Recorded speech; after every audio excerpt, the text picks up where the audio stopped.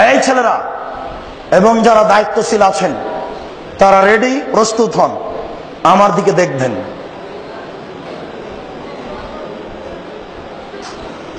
আল্লাহু আকবার বলে সালাতে দাঁড়াতে হবে।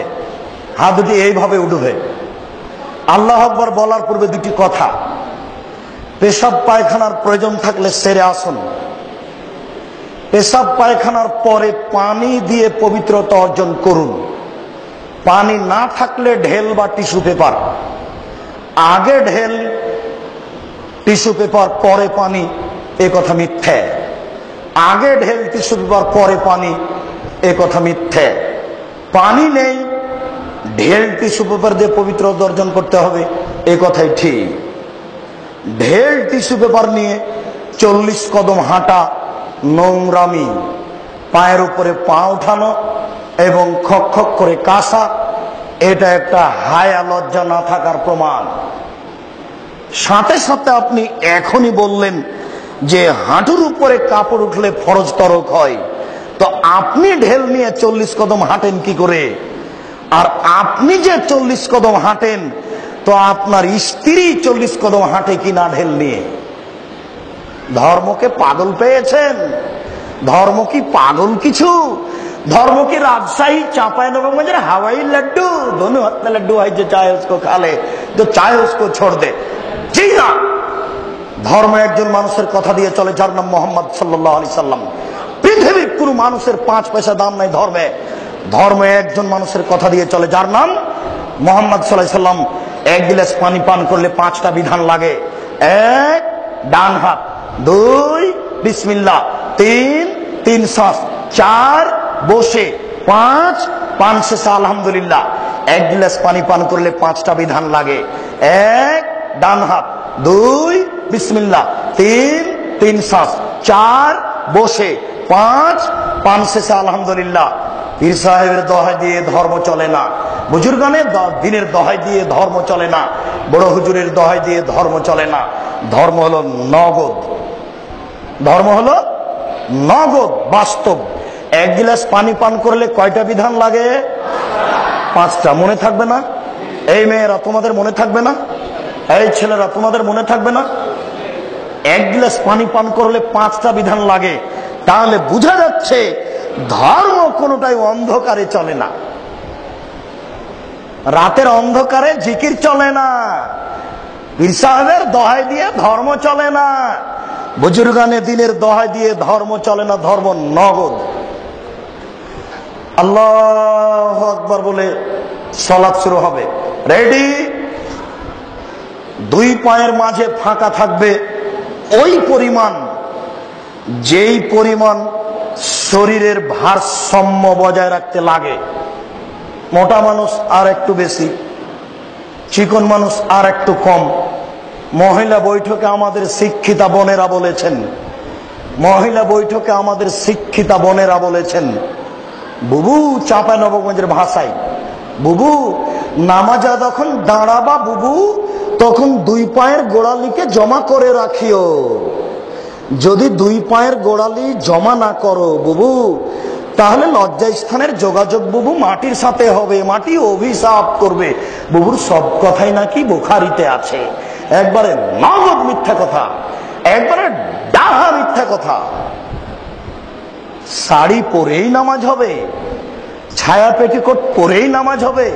বুবু, তুমি নামাজ পড়ার পূর্বে সালোয়ার পরে নিও, যদি সালোয়ার না থাকে বুবু ল্যাঙ্গট পরিও। বুবুর সব কথাই নাকি বুখারীতে আছে। বুবুর একবারে কথা নগদ মিথ্যে, ডাহা মিথ্যে।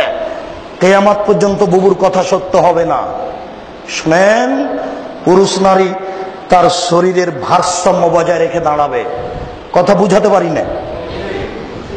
আল্লাহু আকবার বলে আঙ্গুলগুলি জমা জমা করবে। হাত দুটি থুতনির নিচে আসবে না, হাত দুটি কানের কাছে যাবে না, হাত দুটি থাকবে কাঁধ সামনাসামনি। বুঝাতে পারছি না? আল্লাহু আকবার বলে ডান হাতের কবজি বাম হাতের কবজির উপরে রাখতে হবে। মেয়েরা কিন্তু এইভাবে রাখে, একবারে নগদ ভুল। কিভাবে হবে? এইভাবে। আমি মনে হয় বুঝাতে পারি না। তবে আর একটা জায়েজ এইভাবে, সেটা বাহুর ওপরে বাহু, দুটাই সহিহ হাদিস। এইটা সংখ্যা, হাদিস সংখ্যা বেশি, বুঝা যায় না?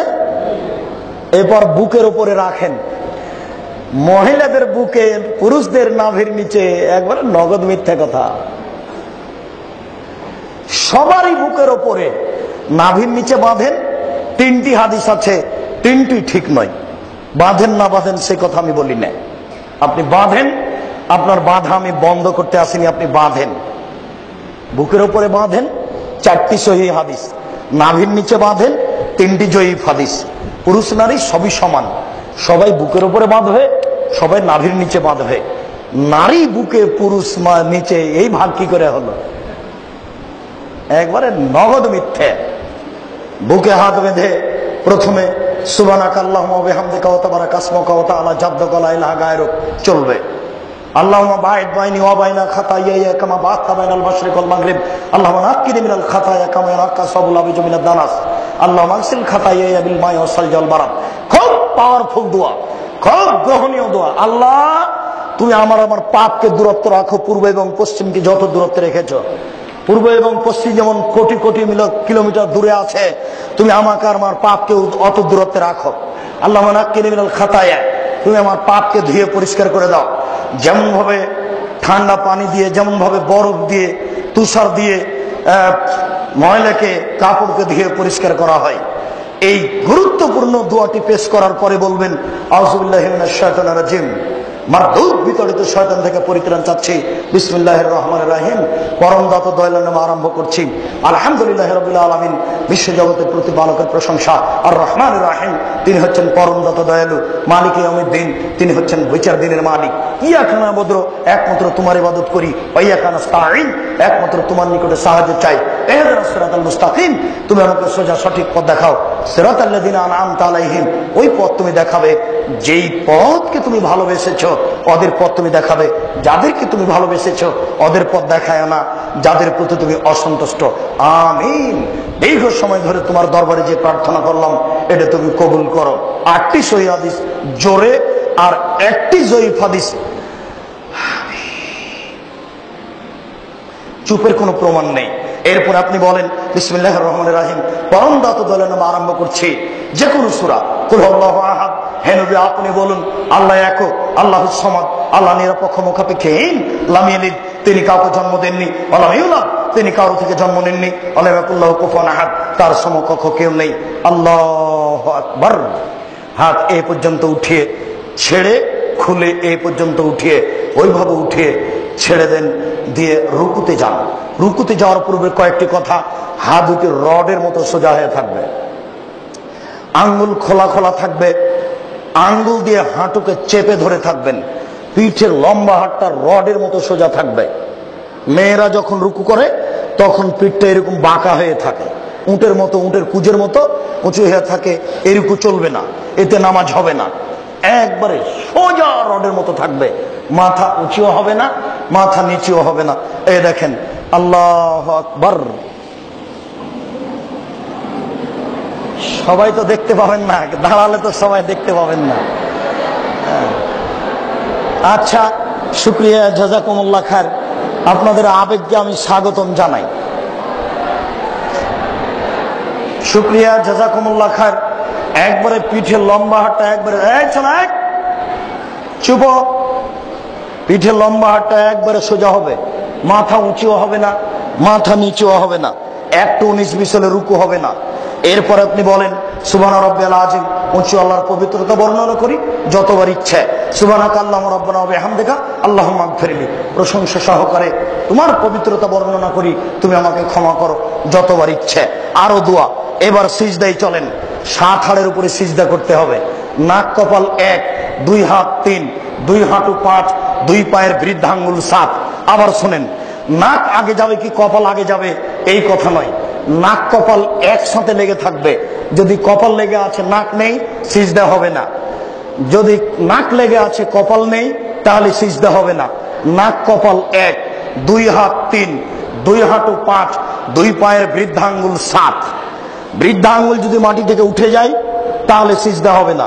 আমি মনে হয় বুঝাতে পারছি না। এতদিন পর্যন্ত যেভাবে সিজদা দিচ্ছিলেন, আজ থেকে কপালটা তার চেয়ে 10 আঙ্গুল আগিয়ে রাখবেন।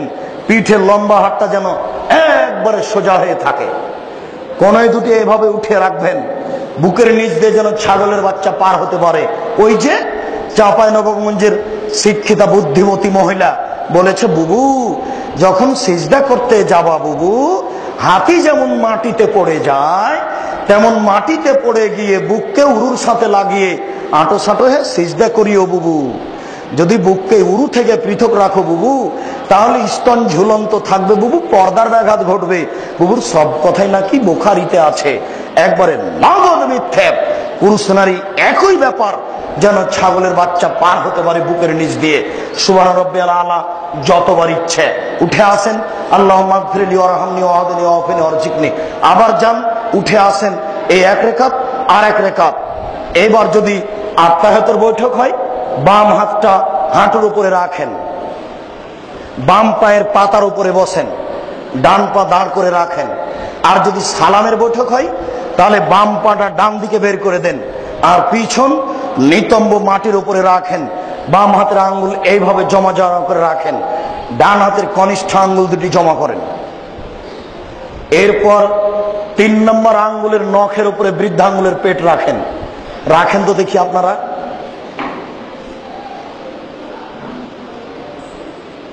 জি, এই বৃদ্ধাঙ্গুলের পেটটায় আঙ্গুলের নখের উপরে রাখতে হবে। এরপরে বাস, জাযাকুমুল্লাহ খায়র। এরপরে অবিরাম নড়বে। আত্তাহিয়াতু লিল্লাহি ওয়াস সালাওয়াতু ওয়াত তাইয়্যিবাতু ওয়া আসসালামু আলাইকা আইয়ুহান নবী। হে আল্লাহ, আল্লাহ অর্থের ইবাদত, শরীরের ইবাদত সব কিছু তোমার জন্য। আসসালামু আলাইকা আইয়ুহান নবী, হে নবী তোমার উপরে শান্তি অবতীর্ণ হোক। আসসালামু আলাইনা ওয়া আলা ইবাদিল্লাহিস সালিহিন, শান্তি সকল মানুষের উপরে হোক। আশহাদু আল্লা ইলাহা ইল্লাল্লাহ, আমি সাক্ষ্য দিচ্ছি আল্লাহ ব্যতীত কোনো মাবুদ নাই। ওয়া আশহাদু আন্না মুহাম্মাদান আবদুহু ওয়া রাসূলুহু, আমি সাক্ষ্য দিচ্ছি মুহাম্মদ আল্লাহর রাসূল। আল্লাহুম্মা সাল্লি আলা মুহাম্মাদ ওয়া আলা আলি মুহাম্মাদ কামা সাল্লাইতা আলা ইব্রাহিম ওয়া আলা আলি ইব্রাহিম ইন্নাকা হামিদুম মাজিদ। হে আল্লাহ, তুমি প্রশংসনীয়, তুমি জ্ঞানী, তুমি মুহাম্মাদের উপরে, তার বংশধরের উপরে তুমি শান্তি অবতীর্ণ করো, যেভাবে ইব্রাহিম আলাইহিস সালাম তার বংশধরের উপরে শান্তি অবতীর্ণ করেছো। তুমি বরকত নাযিল করো, যেভাবে ইব্রাহিম আলাইহিস সালাম ও তার বংশধর প্রতি বরকত নাযিল করেছো, মুহাম্মদ ও তার বংশধর প্রতি সেভাবে বরকত নাযিল করো। তুমি প্রশংসনীয়, তুমি জ্ঞানী।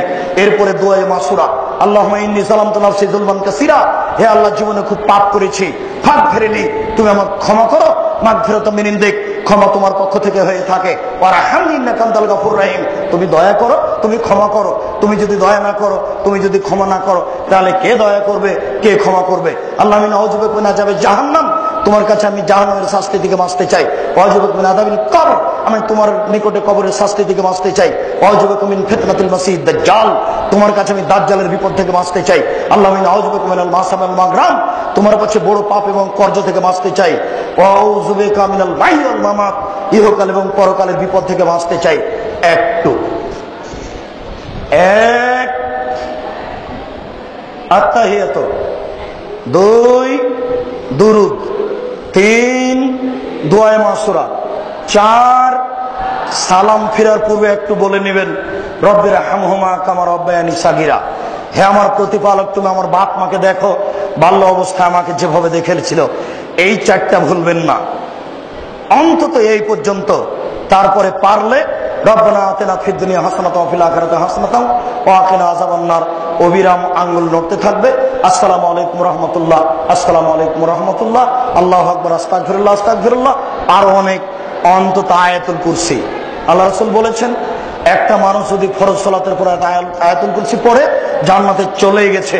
ঢোকেনি কেন? মরেনি এই জন্য। সম্মানিত উপস্থিতি, এই পর্যন্ত বলে আপনাদের সকলের